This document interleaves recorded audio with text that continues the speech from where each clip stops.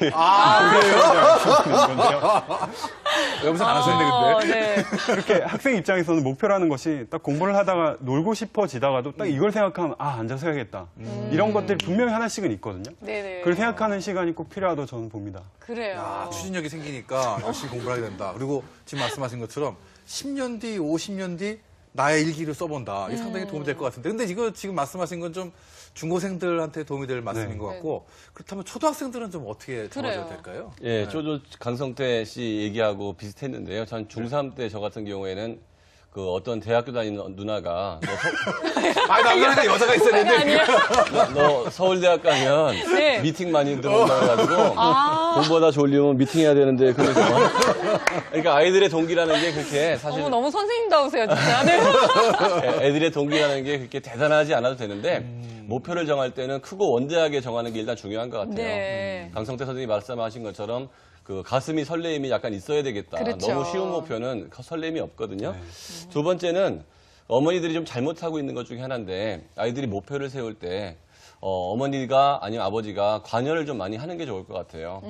그 아이 뭐 시킬 거냐고 물어보면 무슨 말씀을 그렇게 교양 없이 하시냐고 그러거든요, 저한테. 왜요? 아이가 원하는 걸 시켜야지. 그러니까 많은 언론에서 아이가 원하는 걸 시키라고 얘기하는데 실제로 아이들은 인생을 살아본 적이 없어서 뭘 원해야 될지도 모르는 거죠. 아직은 너무 어린 거죠, 정말. 직업을 모르니까. 예. 그래서 뭐 하고 싶니라고 물어보면 대체로 아이들이 선생님 아니면 연예인 이렇게 하고 싶어 해요. 이유가 뭐냐면 학교 가면 학교 선생님 보고 학원 가면 학원 선생님 보고 TV 틀면 연예인 나오니까 직업 체험이 선생님하고 연예인이 뭐 하는지는 안단 말이죠. 근데 나는 다른 직업이 뭘 하는지 거의 모르기 때문에 네. 아이들을 데리고 직업 체험도 시키고 그다음에 아버지 친구들 중에서 여러 가지 직업이 있는 사람들을 뭐 얘기할 때 어떤 직업인지 얘기해주면 네. 아이들의 선택의 폭이 굉장히 넓어질 수 있을 것 같고요. 만약에 엄마가 얘기를 안 해주면 꼭 짝이 얘기해주거든요. 옆에 있는 짝이 뭐가 좋대 들어가면 거기에 또 쏠려서 그걸 또 되게 하고 싶어지는데 네. 그게 어느 정도 시간이 지나고 나면 신념이 되기 때문에 그때는 막지도 못해요.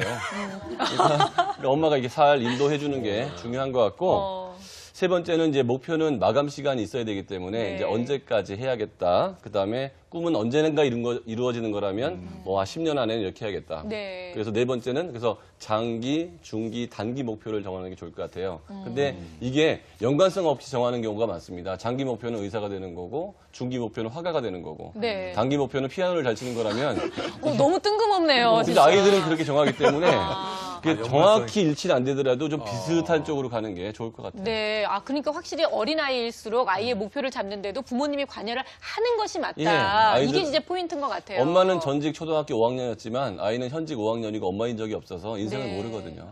그러니까 도움을 줘야 될 텐데. 예, 그렇죠. 근데 그래서 이제 부모님 입장에서는 늘 항상 아이를 지켜보면서 저 아이가 뭘 잘하는지, 적성은 어떤 게 좀 적성이 맞는 것 같은지 이걸 자꾸 살펴보게 되거든요. 또 많은 분들이 능력과 적성에 맞는 직업을 택해 주려고 노력을 하거든요. 네. 근데 그게 일견 맞는 것 같은데 그게 한 중고등학생들한테 맞을지 모르겠어요. 근데 초등학생들은 능력이나 적성, 지능이나 체력, 아이가 관심사가 계속 바뀌어가거든요. 그렇죠. 그러니까 초등학교 한 뭐 3, 4학년 때 이 아이의 능력이나 적성을 가지고 직업을 택한다 그러면 훨씬 더 변화하거나 발전할 수 있는 것에 그 선택을 못할 경우도 있을 것 같고요. 네네.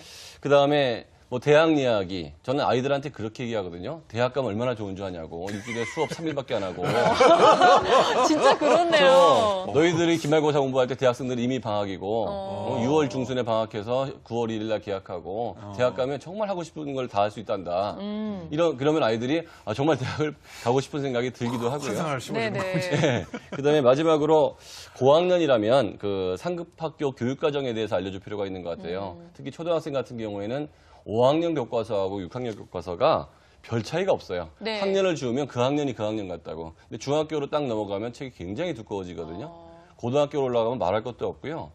그다음에 영어 공부를 왜 해야 되는지, 왜 내가 이 단어를 외워야 되는지 보면 수능 문제 한번 보면 야 이거를 짧은 시간에 풀어야 된다는 생각을 하게 되면 아이들이 내가 지금 좀 열심히 해야겠구나 이런 생각도 들 겁니다. 네, 그러니까 적당한 당근을 계속 주면서 아이가 한 발씩 나올 수 있도록 이렇게 네. 유도를 좀 해야 되겠다는 생각이 드네요. 살살 보여주는 거죠. 너무 세게 보여주면 포기하니까 아, 살살. 예. 네. 자, 그러면 이렇게 해서 정말 아이가 목표를 잘 잡게 만들어준다면 그 후에는 이제 목표 계획을 세워서 실천하도록 만들어줘야 되잖아요. 그래서 저희가 좋은 예들을 보여드리기 위해서 공부의 왕도 주인공이었던 우리 공부 고수들의 방법을 저희가 다 모아봤습니다. 화면 함께 보시죠. 스스로 공부하기로 결심한 준식 군은 가장 먼저 다니던 학원들을 그만두고 자신에게 맞는 공부 계획을 세우는 데 주력했다. 한 달을 기준으로 월간 계획을 세우는데 우선 학사 일정을 참고해 그달의 주요 일정을 파악했다. 이렇게 하면 특별한 일정이 있는 5일을 제외하고 30일 중 25일이 공부에 매진할 수 있는 날임을 확인할 수 있다.